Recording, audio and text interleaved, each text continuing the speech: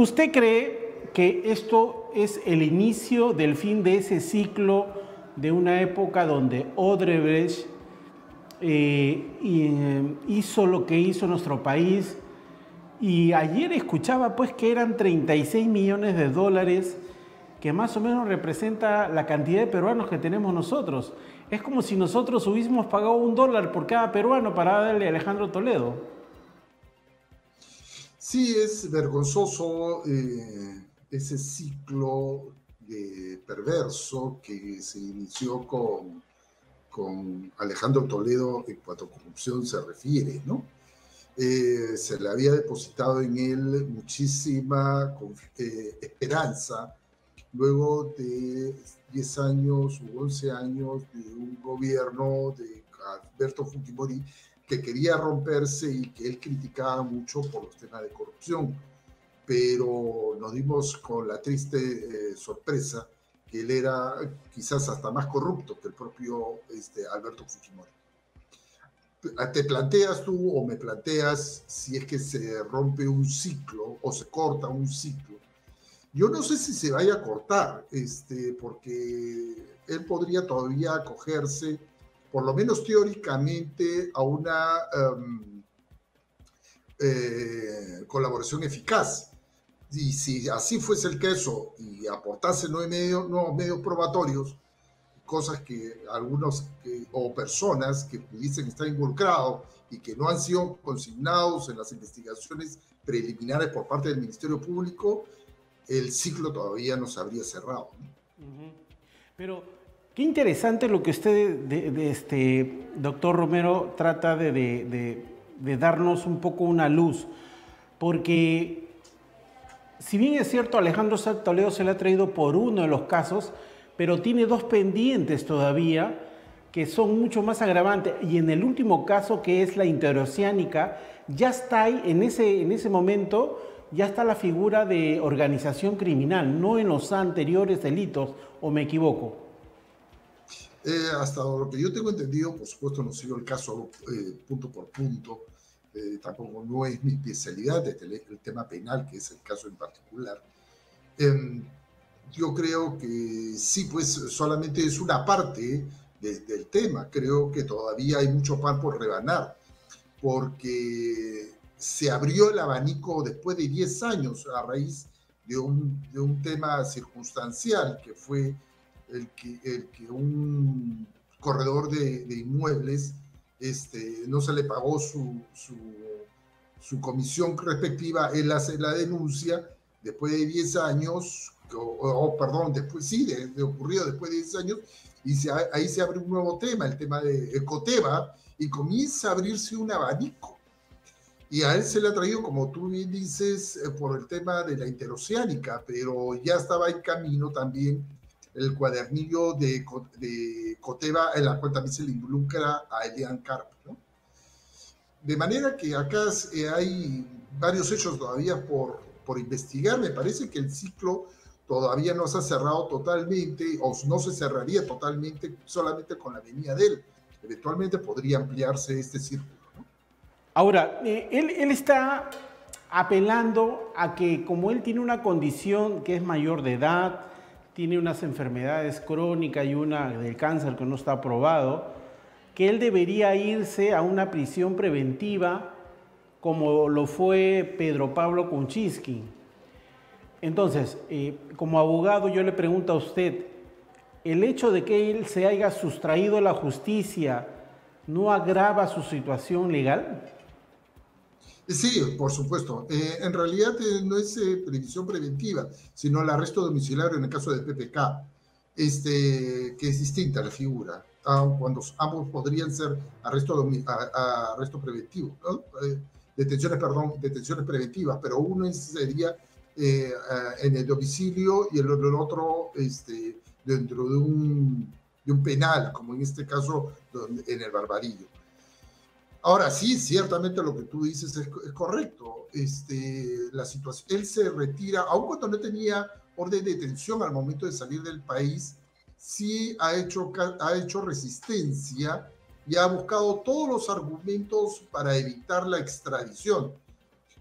Curiosamente, o forma circunstancialmente extraña, él se retira del país y se demora justamente durante el gobierno de Vizcarra, se demora mucho el tema de la extradición, ¿no? Porque él sale un poco, él y Elian Carr salen subrepticiamente en el año 2017, y de manera que hay como que el olfato te dice que acá ha habido algo extraño, por lo menos extraño, ¿no? Y ha sido muy, y se paró prácticamente el proceso del 2018 hasta recientemente, ¿no? Que recién en el año pasado se ha tratado de dar el mayor impulso, mucho se ha detenido. Ahora, ¿no le parece que somos tendencia a nivel latinoamericana? 3 expresidentes recluidos en un centro de detención. Hablo de Alberto Fujimori, Pedro Castillo, Alejandro Toledo. El tema está pendiente por el señor Humala. Bueno, sabemos lo que ha pasado con Alan García y el señor Vizcarra. ¿Qué está fallando? Y creo que le hice la pregunta una vez esto. ¿Qué nos está pasando? ¿Ser presidente de la República es terminar preso? El otro día me hicieron una pregunta más o menos similar a la que tú me estás haciendo y creo que me vino, digamos, una especie de frase, algo así como que el poder sin control hace corrupto al presidente, ¿no? Y eso creo que es lo que puede estar sucediendo, es decir, aquellas autoridades que no cuentan con control o una supervisión de alguna u otra manera se vuelven quizás corruptos. Quizás también podría ser la pregunta es que estamos seleccionando a las personas corruptas y que al asumir la presidencia se hacen de un poder. Entonces, quizás es una simbiosis, ¿no? Probablemente. ¿Qué es lo que nos está fallando? Yo creo que lo que falla es control. Mira, el tema de la interoceánica ha sido extrañamente la suma de fallas de controles. No puede ser que haya habido una sobrevaloración supermillonaria y que incluyendo, digamos, la sobrevaloración supermillonaria incluía, por supuesto, el importe que después sería el tema de la comisión o la coimisión a Alejandro Toledo. Por supuesto, las empresas no asuman eso, sino trasladan el costo a la obra, ¿no? Trasladan el costo a la obra. Sí, claro. Ahí falló Citran, falló Contraloría General de la República, etcétera, etcétera, ¿no? Y bueno, se hicieron, creo que las autoridades no solamente Alejandro Toledo tuvo responsabilidad, sino fueron creo que la suma de varios. Yo no sé si en estos procesos están involucrados todos los que deberían estar. Ahora, está claro que acá no se trata de una tendencia política, porque Pedro Castillo es de izquierda, el señor Alejandro Toledo es más o menos de centro-derecha, Alberto Fujimori ya lo conocemos. Entonces ahí no hay un tema de ideología política, es un acto de corrupción que es un tema lineal en todos los partidos políticos, porque si no, no tuviéramos los presidentes que están ahorita en procesos muy complicados que eventualmente los terminará a todos como presos. Pero lo que quería preguntarle es otro tema. Sí. ¿A qué punto hemos llegado de la degradación de la política de unos personajes que el señor Weissman, siendo expresidente del Consejo, vicepresidente, se agarra puñetazos en un exministro y ambos se lanzan unos adjetivos allá afuera de la base aérea, el grupo aéreo número 8 en las afueras de la Policía Nacional? Pero es un chiste lo que ha pasado, o sea, ¿no? Ahí está, justo estamos pasando las imágenes. ¿Qué piensa usted? Deplorable, pues, porque eso no son políticos, estos son payasos que se meten a la política o pretenden meterse a la política, ¿no? Yo no se me ocurre que por ejemplo, un Giampietri, el almirante Giampietri, se vaya a la base a gritarle, eventualmente pudiese haberle dicho que fue vicepresidente, por supuesto, de la República, gritarle si hubiese sido el caso, a Alan García. ¿Para qué fue Weissman y se colocó ahí? ¿Qué tenía que hacer? Él lo que quería era robar cámaras, eso es lo que yo supongo, ¿no? Porque no hizo declaración alguna, sino suponía que pasaría por ahí Toledo y le gritaría corrupto, eso es todo lo que iba a poder hacer. Ni siquiera iba a poder O lograr pretendió eso. meterse, ¿ya? Pero ni siquiera eso ¿Y iba a poder qué hacía lograr. Almerí? No sé, ¿qué hacía Almerí? No sé. Es increíble. Esos son los payasos que tenemos y que degradan la política, ¿no? Lo que pasa es que vamos como permitiendo, tolerando y vamos farandulizando la política, cuando la política debería, yo estaría mucho más feliz si la política fuese lo más aburrida posible, sin farándula, ¿no? Por eso que creo que estas cosas es caldo de cultivo para la izquierda, porque dicen, ven, esta pseudo democracia no está funcionando. Estos lagartos se matan entre ellos, son ratas, necesitamos refundar el país. Pero no es así, porque la izquierda también tuvo lo suyo. Ahora, qué oportuna los cambios de ministros el día domingo, justo cuando Toledo estaba acá. Y hay un cuestionamiento de uno de los ministros que fue parte del gobierno del señor Alejandro Toledo. Toledo o Humala creo que es. Ahí me van de Humala, ¿no? Así es. Así es. ¿Le pareció oportuno hacer estos cambios? O sea, sabemos que iba a haber unos cambios de ministerio por algunas declaraciones, por ejemplo, el del ministro de Educación. Pero justo cuando llega Alejandro Toledo, bueno, en política no hay casualidades y eso lo sabemos todos. Sí, yo creo que han aprovechado de hacer un cambio.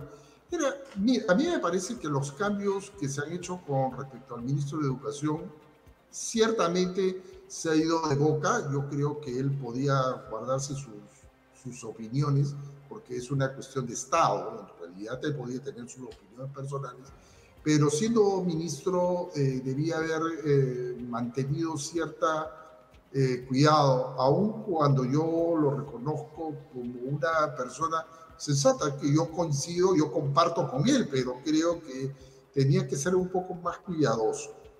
Ahora, con respecto a los otros ministros, la verdad no entiendo mucho, pero el que yo hubiese cambiado, valga en verdad, es el ministro de Defensa.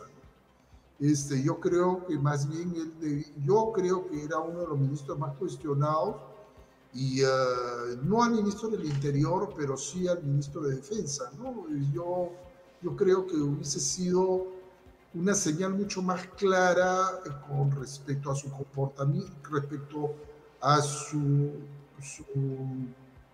jefatura, a su responsabilidad política frente a los hechos en Puno, ¿no? Y la muerte de esos los soldados, ¿no? Pobres soldados, ¿no? O sea que, y para la izquierda, por supuesto, no han dicho ni mus con respecto a la muerte de estos soldados, y por supuesto la responsabilidad siempre era de Boluarte, de la Presidenta de la República. Ciertamente alguien tiene que responder por eso, ¿no? Y yo creo que de ahí debía responder el ministro. Recordemos pues que la Presidenta de la República es la jefa suprema de las Fuerzas Armadas y es la que más o menos debería asumir las responsabilidades y el consejo que tiene que tener a través del ministro, que es el a cargo de la cartera, para evitar estas situaciones. Pero, así es.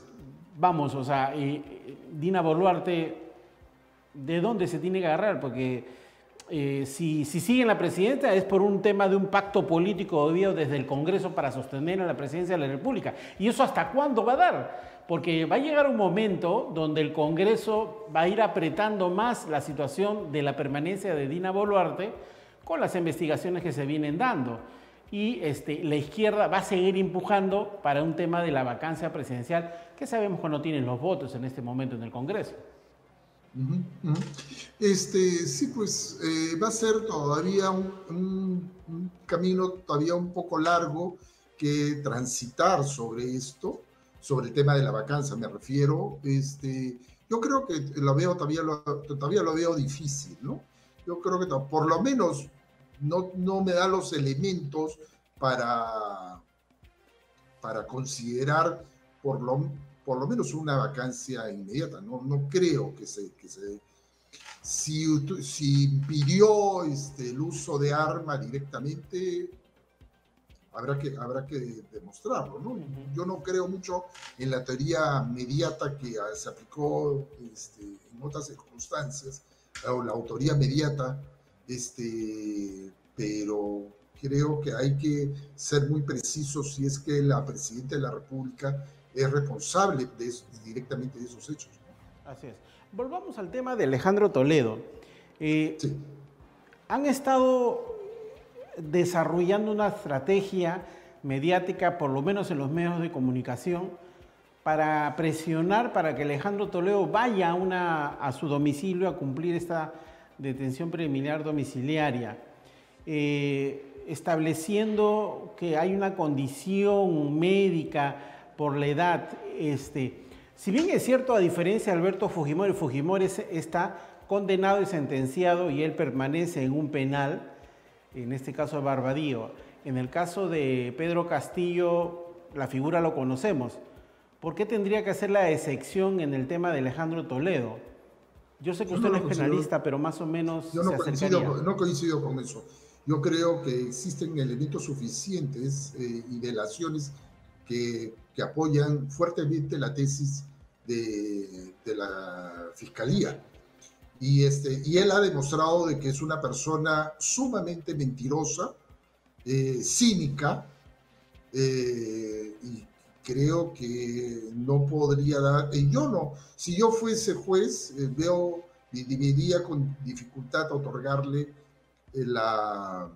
una detención preliminar o arresto domiciliario, ¿no? Yo no sería la idea, porque él sería capaz de salirse volando, como lo ha intentado también hacer en Estados Unidos, ¿no? Sí, pues bueno, en Estados Unidos le han dicho, bueno, hasta aquí nomás, ¿no? Ya basta. Así es. Ya basta, ¿no? O sea, así es. No abuse del sistema judicial.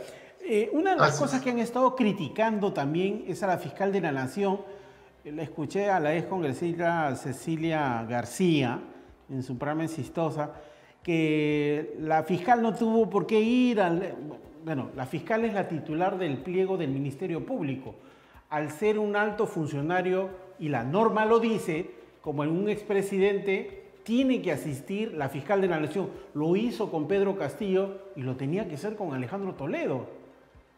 Sí, yo creo que, bueno, hay opinólogos que no tienen la menor idea de lo que es la ley, no conocen los protocolos del caso. Por ejemplo, nadie hizo un show del Ministerio Público como lo pretendían algunas personas, que vaya, por ejemplo, Domingo García, ¿cómo se llama? Domingo Pérez. Que fuese Vela. Domingo Pérez quería que fuese Vela. No era necesario. Cuando me preguntaron en otro programa justamente eso, le dije, el protocolo no exige que vaya un fiscal. No. Simplemente eso se le entrega a las autoridades policíacas. Eso es parte del protocolo de Interpol, y se las entrega, y yo me parece muy bien. Quien fue la fiscal. No ha habido ningún show mediático. Ha ido, han tomado un par de fotografías, ha saludado correctamente, y creo que se ha hecho bien. O sea, me parece que ha habido una actuación debida, ¿no? Yo creo que también, porque, bueno, hay una satanización sobre la fiscal de la Nación por este tema que, bueno, un grupo de izquierda ha venido desarrollando sobre la fiscal de la Nación. Tienen sangre en la cara, pues, porque la fiscal de la Nación, con la acusación, permitió la vacancia de Pedro Castillo. Pero bueno, son temas apartes. Hoy lo importante que hay que discutir es el tema saber la verdad sobre los tratos que hizo Alejandro Toledo con los ministros que hoy están pasando piola, por favor. Se ha ido dinero por ahí que no sabemos en concreto. Y como usted lo ha hecho recordar, este tema de saber lo que había pasado de Alejandro Toledo es por un agente inmobiliario que no le habían pagado su comisión. O sea, si eso no se hubiese dado, es increíble lo que iba a pasar. Doctor Romero, yo le agradezco mucho su tiempo, ha sido muy preciso y sagaz sus comentarios, y espero tenerlo en otra oportunidad para seguir evaluando lo que sigue pasando en la política peruana de nuestro país. Muchas gracias por la invitación, Percy. Siempre es un gusto estar en tu programa.